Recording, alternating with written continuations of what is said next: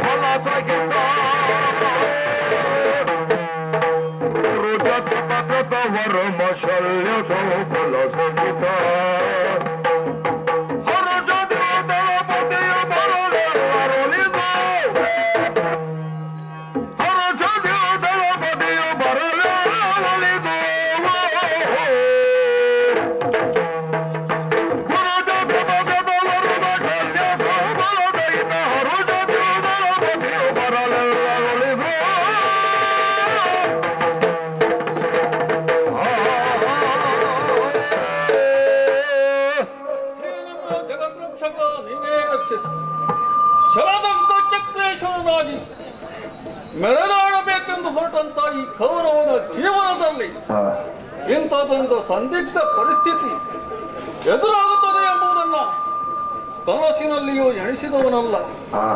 ನನ್ನ ಅಳ್ಳೆಯ ಮುಳ್ಳಾದಂಥ ಆ ಪಾಂಡವರ ವಂಶವನ್ನೇ ನಾಶ ಮಾಡಬೇಕೆಂಬುದಾಗಿ ಹಲವಾರು ಶಕ್ತ್ಯಾಂತರಗಳನ್ನು ರೂಪಿಸಿದ್ದೇನೆ.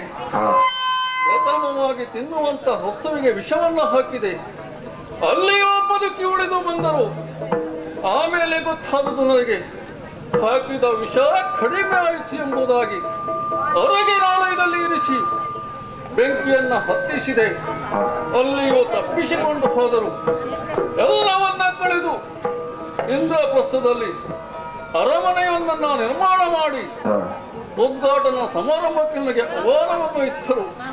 ಹೋಗಿದ್ದೆ. ಮನಸ್ಸಿಲ್ಲದ ಮನಸ್ಸಿನಿಂದ ಮಾಯಾನಿರ್ಮಿತವಾದಂತಹ ಅರಮನೆ ಸ್ವಲ್ಪ ಜಾರಿತ್ತು. ಅಲ್ಲಿಯೇ ಇದ್ದಂತ ದ್ರೌಪದಿ ಹೇಳಿದ್ದೇನು, ಅರಿಯದೆ ಬಿದ್ದಿರೆ ಭಾವ, ನೀವು ಕುರುಡರೇ ಕುರುಕುಲ ದೇವ ಅಂತ ಕೇಳಿದರು. ಅಲ್ಲಿಯೇ ರೋಷಾಗ್ನಿ ಉಕ್ಕಿ ಹರಿದಿತ್ತು. ಇದಕ್ಕೆ ಪ್ರತೀಕಾರವನ್ನು ತೀರಿಸಿಕೊಳ್ಳಬೇಕೆಂಬ ಉದ್ದೇಶದಿಂದ ಜ್ಯೋತಕ್ಷಪಾನವನ್ನು ಕೊಟ್ಟೆ. ಕೆಲವರು ಹೇಳುತ್ತಾರೆ ಕಪಟ ಜ್ಯೋತ ಎಂಬುದಾಗಿ. ಹೇಳುವವರು ಯಾರು? ಪಾಂಡವ ಪಕ್ಷದವರು. ಅದಕ್ಕೆ ಲೆಕ್ಕಕ್ಕೆ ತೆಗೆದುಕೊಳ್ಳುವಂತ ವ್ಯಕ್ತಿತ್ವವುಳ್ಳವನು ನಾನಲ್ಲ.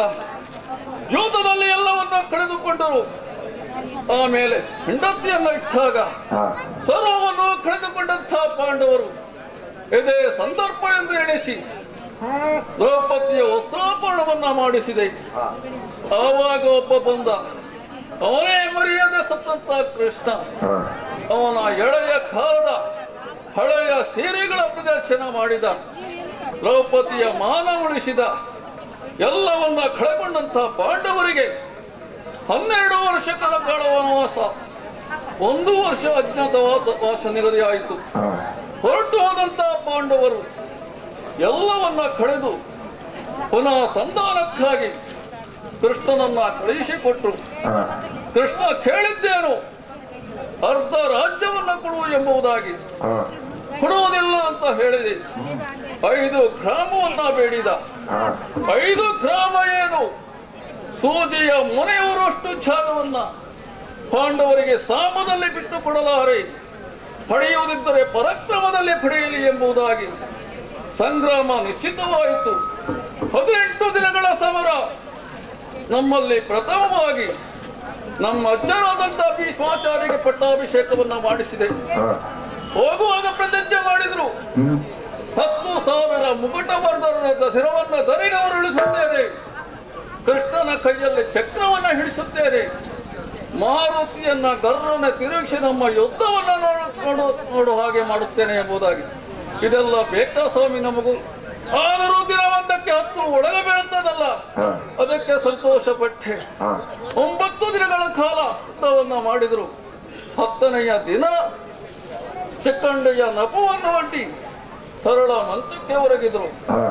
ಆಮೇಲೆ ನಮ್ಮ ಕೋಲ ಗುರುಗಳಾದಂಥ ದ್ರೋಣಾಚಾರ್ಯರಿಗೆ ಪಟ್ಟಾಭಿಷೇಕವನ್ನ ಮಾಡಿದೆ. ಈ ಅತಿ ಬುದ್ಧಿವಂತರೆಲ್ಲ ಹೆಡ್ಡರಾಗುವುದು ಎಷ್ಟು ಬೇಗ ನೋಡಿ ಸ್ವಾಮಿ. ಯುದ್ಧ ಮಾಡುತ್ತಿರುವಂತಹ ಸಂದರ್ಭದಲ್ಲಿ ಧರ್ಮರಾಜ ಏನೋ ಹೇಳಿದನಂತೆ. ಅವನ ಮಾತನ್ನ ನಂಬಿ ಆತ್ಮತ್ಯಾಗವನ್ನ ಮಾಡಿದ್ರು. ಆವಾಗ ನಮ್ಮ ಬಳಿಯಲ್ಲಿ ಯಾರಿದ್ದಾರೆ ಎಂದು ಯೋಚನೆ ಮಾಡುವಾಗ ನನ್ನ ಮಿತ್ರ ಕರ್ಣನಿಗೆ ಪಟ್ಟಾಭಿಷೇಕವನ್ನ ಮಾಡಿದೆ. ಒಂದು ಕಡೆಯಲ್ಲಿ ಯುದ್ಧ ಮಾಡುತ್ತಾ ಇದ್ದಾನೆ. ಮತ್ತೊಂದು ವಿಚಾರವನ್ನ ಕೇಳುವಾಗ ಮನಸ್ಸಿನಲ್ಲಿ ತಲ್ಲಣ ಉದ್ಭವಿಸುತ್ತಾ ಇದೆ. ನನ್ನ ಪ್ರೀತಿಯ ತಮ್ಮನಾದಂತಹ ದುಶ್ಯಾಸನನ್ನ ಭೀಮ ಕೊಂದದ್ದು ಮಾತ್ರವಲ್ಲ, ಮುನ್ನುಗ್ಗಿ ಬರುತ್ತಾ ಇದ್ದಾನೆ. ಹಾಗಾದ್ರೆ ಅವರನ್ನ ಎದುರಿಸುವುದಕ್ಕೆ ನಮ್ಮಲ್ಲಿ ಯಾರಿದ್ದಾರೆ ನಮ್ಮಲ್ಲಿ? ಒಬ್ಬ ಇದ್ದಾನೆ. ಯಾರು? ಪರಾಕ್ರಮದಲ್ಲಿ ಪ್ರಭಾಕರನಂತೆ ಪ್ರಜ್ವಲಿಸುವಂತ ನನ್ನ ದಿನಪ್ಪ ಸುತ್ತ ಕುಮಾರ ವೃಷಸೇನ ಇದ್ದಾನೆ. ಆತನ ನಿರೀಕ್ಷೆಯಲ್ಲಿರ್ತೇನೆ, ನೋಡೋಣ.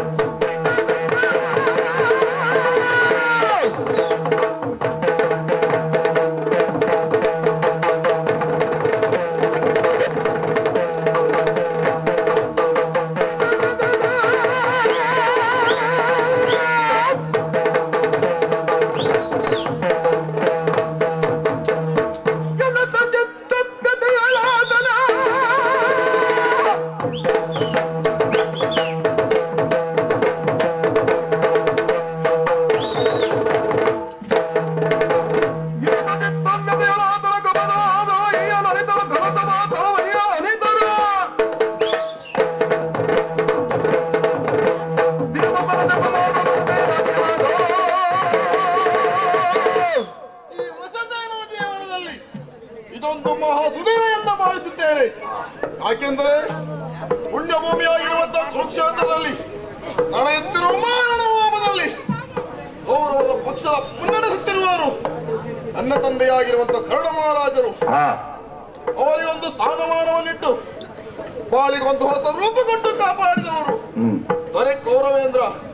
ಹಾಗಾಗಿ ಛಲಕ್ಕಾಗಿ ಜೀವನ್ಮರಣ ಹೋರಾಟದಲ್ಲಿ ಮುನ್ನುಗ್ಗುತ್ತಾ ಇದ್ದಾರೆ. ಇಂತಹ ಸಂದಿಗ್ಧ ಪರಿಸ್ಥಿತಿಯಲ್ಲಿ ನಾನು ರಣೋನ್ಮುಖನಾದರೆ ಒಂದೇ ಕಲ್ಲಲ್ಲಿ ಎರಡು ಹಣ್ಣನ್ನು ಹೊಡೆದಾಗ ಆಗುತ್ತದೆ. ಒಂದು ಸ್ವಾಮಿ ಕಾರ್ಯ, ಇನ್ನೊಂದು ತಂದೆಗೆ ಸಹಕಾರ. ಹಾಗಾಗಿ ನಿನ್ನೆ ಇದ್ದ ಯುದ್ಧದಲ್ಲಿ ಹೊಡೆದಂತ ದುಶ್ಯಾಸನದಿಂದಾಗಿ ಮನನೊಂದಂತ ಕೌರವನ ಅಪ್ಪಣೆಯನ್ನು ಪಡೆಯಬೇಕಾಗಿದೆ. ಅದಕ್ಕಾಗಿ ಅಲ್ಲೇ ಅರಿಗಾಡಿದ್ದೇನೆ.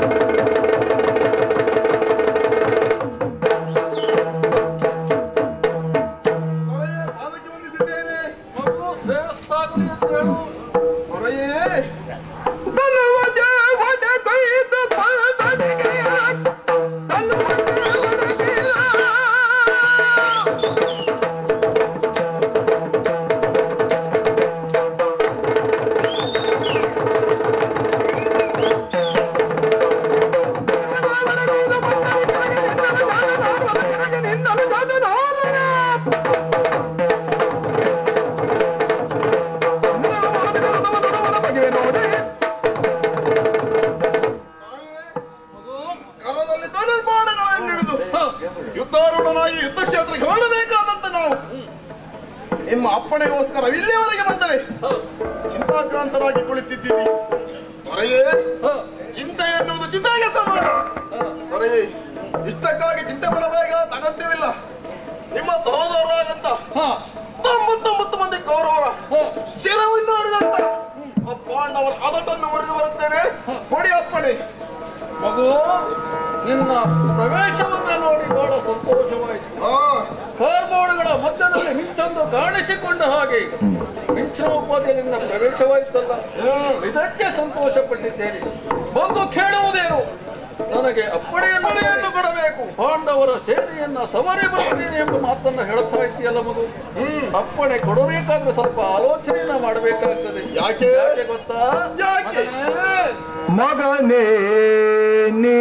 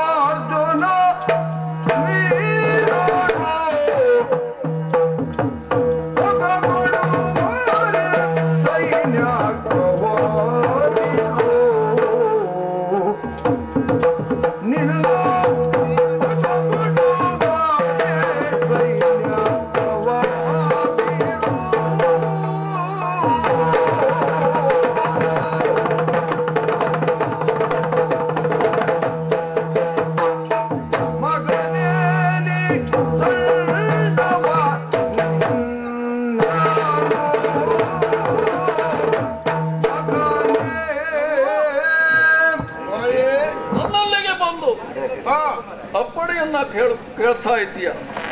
ಕೊಡೋದ್ರ ಬಗ್ಗೆ ನಾನು ಆಲೋಚನೆಯನ್ನ ಮಾಡಬೇಕಾಗುತ್ತದೆ. ಯಾಕೆ ಯಾಕೆ ನೀನಿನ್ನೂ ಬಾಲಕ. ಬಾಲಕರಾದಂತ ನೀನು ನನಗೆ ಹೋದರೆ ಏನಾಗುತ್ತದೆ ಎಂಬುದು ಮತ್ತೆ ತಿಳಿಯಬೇಕಾದಂತ ವಿಚಾರ. ಆದರೆ ಕಳಿಸುವಾಗ ನಾವು ಆಲೋಚನೆ ಮಾಡಬೇಕಾಗುತ್ತದೆ. ವಿರೋಧಿಯ ಪಾಳ್ಯದಲ್ಲಿ ಇರುವವರು ಯಾರು? ಯಾರು? ಮೂರ ಲೋಕದ ಗಂಡ ವಿಜಯ್ ಪಾರ್ಥ. ಅಷ್ಟೇ ಅಲ್ಲ, ಶತಗಜತ್ರಾಣಿ ಎನಿಸಿಕೊಂಡಂಥ ಆ ಭೀಮಸೇನ ಇದ್ದಾನೆ. ಓಹೋ, ಇವರೆಲ್ಲ ಮಧ್ಯದಲ್ಲಿ ಕೇವಲ ಬಾಲಕನಾದಂಥ ನೀನು ಯುದ್ಧ ಮಾಡಿ ಜಯಿಸುವುದಕ್ಕೆ ಸಾಧ್ಯ ಇಲ್ಲ. ಯಾಕೆ? ಒಂದು ವೇಳೆ ನಾನು ನಿನ್ನನ್ನು ಕಳಿಸಿಕೊಟ್ರೆ ಏನಾಗ್ತದೆ ಗೊತ್ತಾ? ದೊರೆಯೇ, ನಾನು ಸಣ್ಣವನೆಂದು ಹೇಳುತ್ತಾ ಇದ್ದೀರಿ. ಸಣ್ಣವನಾದ ನನಗೆ ಅಪ್ಪಣೆಯನ್ನು ಕೊಟ್ಟು ನಾನು ಯುದ್ಧ ನಡೆದರೆ ಅಂತ ದುರಂತ ಏನಾದೀತು? ಮಗು, ದೊರೆಯೇ, ನಿನಗೆ ಯುದ್ಧ ಕ್ಷೇತ್ರಕ್ಕೆ ಅಪ್ಪಣೆಯನ್ನು ಕೊಟ್ಟು ಕಳಿಸಿದ್ದಾದ್ರೆ ಏನಾದೀತು ಗೊತ್ತಾ? ಏನಾದೀತು? ಮೃಗರಾಜ ನಿದಿರೋಳು ಕರಿಗಳು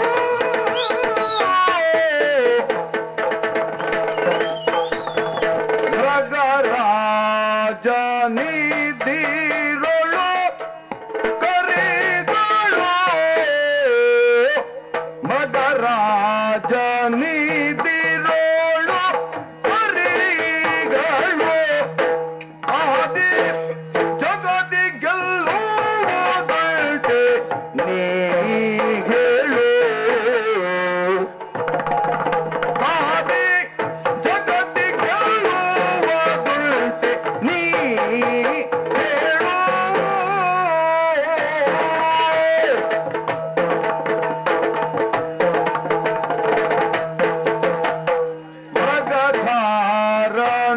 ಮೃಗಧಾರನಂತಿಗೋ ನಿಲ್ಲಯ್ಯ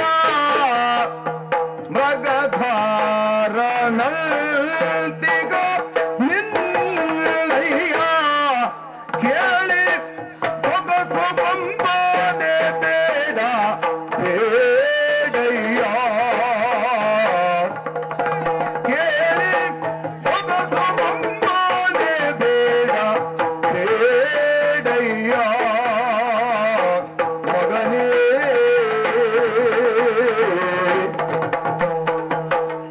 ಮಗನೇ ಸಣ್ಣವ ನಾನು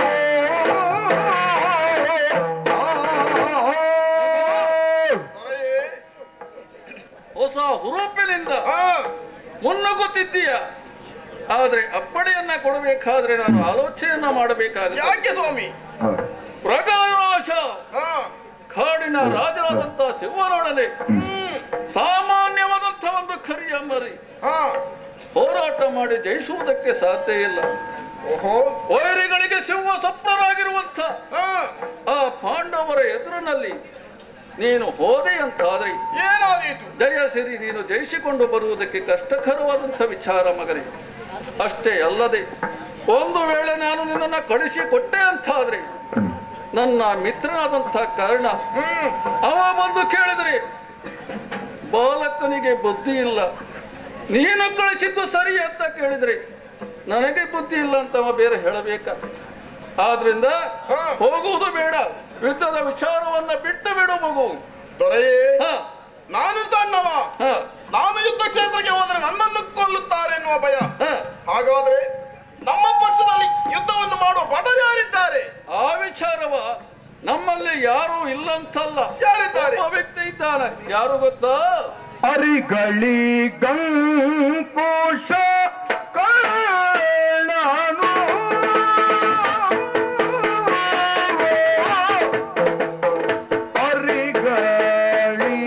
ಅರಿಗಳಿಗಂಕುಶ ಕರ್ಣನು ಒಬ್ಬ ಇರಲು ಬೇಕೆ ಪ್ರತಿಭಟರೆನ್ನು ಒಬ್ಬನಿರಲು ಬೇಕೆ ಪ್ರತಿಭಟರೆನ್ನು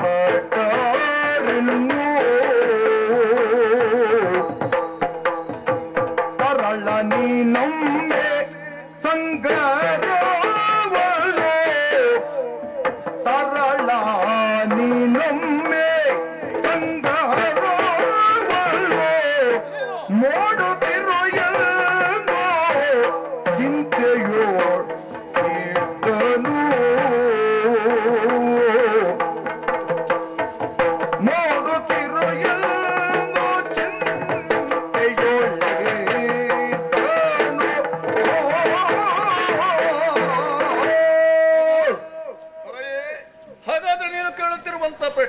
ಆದದ್ದೇ.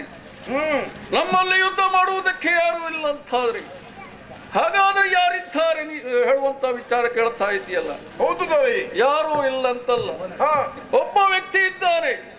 ಯಾರು? ಯಾರು? ನನ್ನ ಮಿತ್ರನಾದಂಥ ಪಾಂಡವರ ಪಕ್ಷಕ್ಕೆ ಸ್ವಪ್ನನಾಗಿರುವಂಥ ಆ ಕರ್ಣ. ಅವನಿರುವಾಗ ಉಳಿದವರ ಬಲ ನನಗೆ ಬೇಕೆ. ಆದ್ದರಿಂದ ನೀನು ಯುದ್ಧಕ್ಕೆ ಹೋಗುವಂಥ ವಿಚಾರ ಬೇಡ. ನೀನು ಯುದ್ಧದ ವಿಚಾರವನ್ನ ಬಿಟ್ಟು ಆ ಕಡೆ ನಡೆ. ದೊರೆಯೇ, ನಿಮ್ಮ ಮಾತಿನ ತಾತ್ಪರ್ಯ ಈಗ ನನಗೆ ಅರ್ಥವಾಯಿತು. ಏನು? ನಾನು ಸಣ್ಣವ, ನಾನು ಯುದ್ಧ ಕ್ಷೇತ್ರಕ್ಕೆ ಹೋದರೆ ನಿಮ್ಮ 99 ಮಂದಿ ಕೌರವರನ್ನು ಕೊಂದಂತಹ ಪಾಂಡವರು ಸಣ್ಣವನಾದ ನನ್ನನ್ನು ಕೊಲ್ಲುತ್ತಾರೆ ಎಂಬ ಭಯವೇ. ಕೊಲ್ಲುವುದು ಅರಸ ಬಿಡು ಜಂತೆಗಳ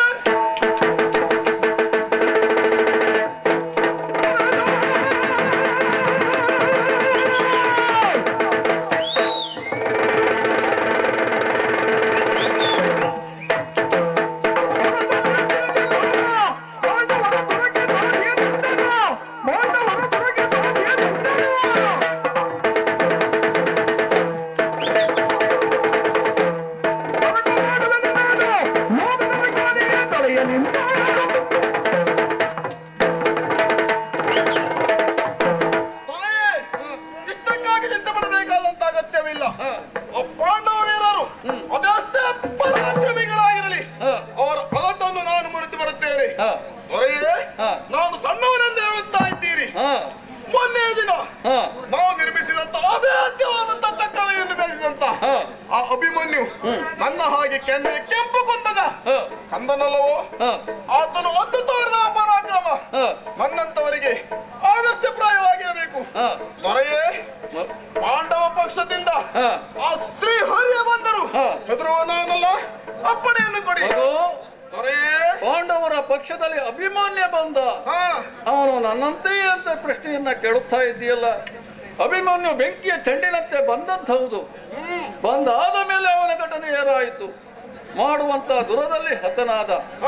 ಆ ಬದುಕು ನಿನ್ನದಾಗಬಾರದು ಎಂಬ ಉದ್ದೇಶದಿಂದ, ನಿನ್ನ ಬದುಕು ಉಜ್ವಲವಾಗಬೇಕು, ಉಜ್ವಲವಾದ ಭವಿಷ್ಯತ್ತನ್ನು ನೀನು ಕಾಣಬೇಕು ಎಂಬ ಉದ್ದೇಶದಿಂದ ನಿನ್ನ ತಡೆದಿದ್ದೇನೆ.